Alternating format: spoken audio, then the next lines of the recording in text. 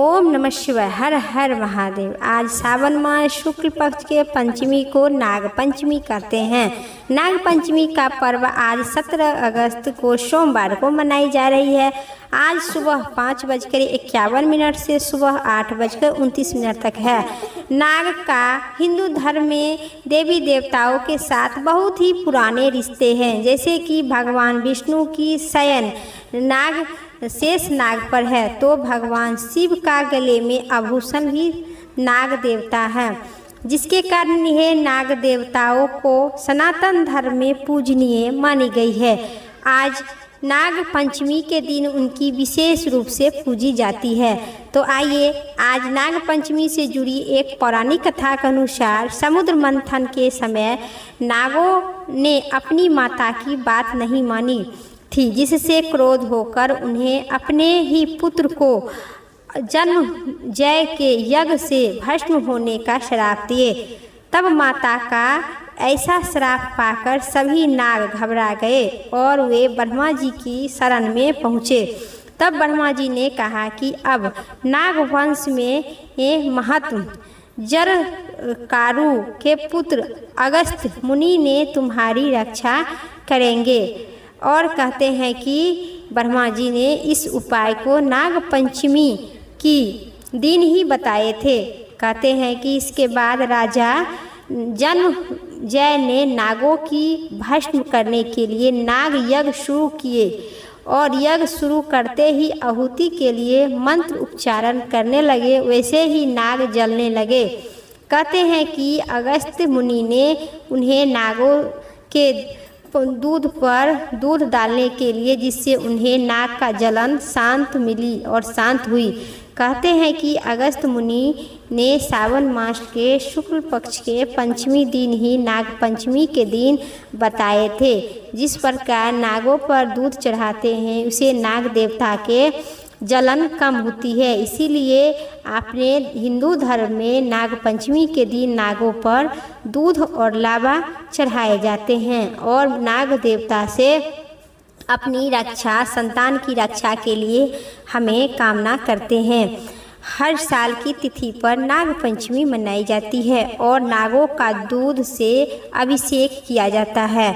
वही एक अन्य पौराणिक कथा के मान्यता के अनुसार समुद्र मंथन के दौरान किसी को भी रस्सी नहीं मिली थी। तब इस समय वासुकी नाग को रस्सी की जगह पर इस्तेमाल किया गया।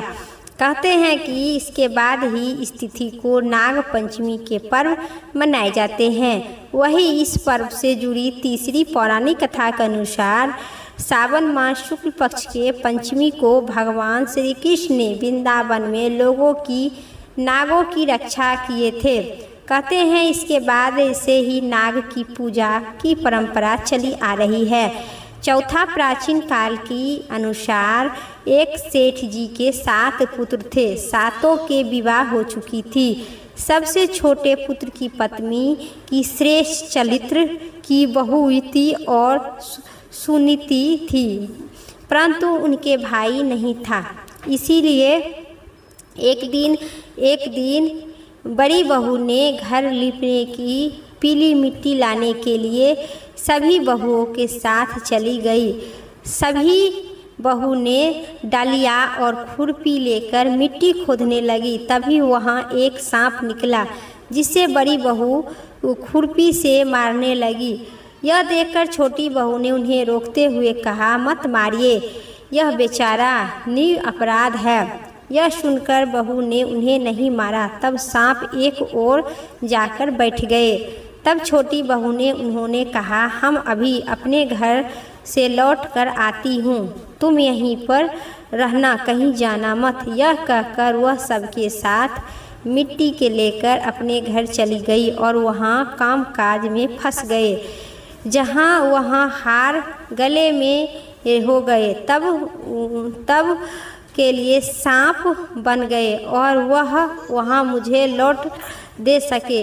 वहाँ पर लौटकर आई छोटी बहू ने तो देखी कि हीरो के हार सोना चांदी से जगमगा रही है और मोती से उस डलिया में मिट्टी के जगह पर सोना चांदी हीरा जगमगाने लगी। सभी ने नागो देवता के उस मिट्टी के रखकर और छोटी बहू ने श्रद्धा और भाव से पूजा करने लगी। सांप ने ठीक वैसे ही किया। जैसे ही रानी ने हार पहना वैसे ही वह सांप बन गया। यह देखकर रानी चीख पड़ी और रोने लगी। यह देखकर राजा ने सेठ के पास जाकर भेजी। छोटी बहू को तुरंत भेजा। सेठ जी डर गए और राजा न जाने क्यों कहे वे स्वयं छोटी बहू को साथ लेकर उपस्थित हुए। राजा ने छोटी बहू से पूछा, तुमने क्या जादू की है? मुझे दंड दूंगा। छोटी बहू बोली, राजन, दुष्टता क्षमा कीजिए।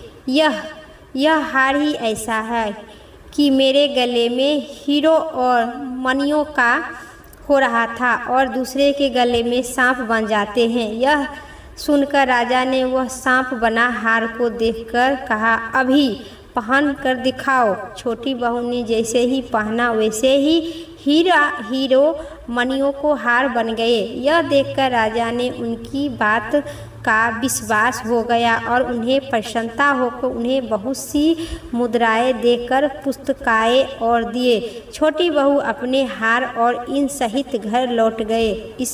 इसके धन को देखकर बड़ी बहू ने ईर्ष्या के कारण उनके पति को सिखाया कि छोटी बहू ने पास कहीं से धन लाए हैं। यह सुनकर उनके पति ने भी अपनी पत्नी को बुलाकर ठीक बात की, तुम यह धन कहाँ से लाई है? तब वह सांप को याद करने लगी। तब उसी समय सांप प्रकट होकर कहा, यदि मेरी धर्म बहन है तो आचरण पर संदेह प्रकट करेगा तो उसे खा जाऊंगी। यह सुनकर छोटी बहू का पति बहुत प्रसन्नता हुई और उनके सांप देवता का बड़ा सत्कार किए। उसी दिन से नाग पंचमी का त्यौहार बड़ी धूमधाम से मनाई जाती है और स्त्री सांप को भाई मानकर उनकी पूजा करती है। जो आज के दिन पूजा करते हैं उनके धन, पुत्र इत्यादि और अंत में अखंड सौभाग्यवती की प्राप्ति होती है। ये थी नाग पंचमी की संपूर्ण कथा। यदि आपको पसंद आई तो एक लाइक करके और कमेंट बॉक्स में नाग देवता की जय जरूर लिखिएगा।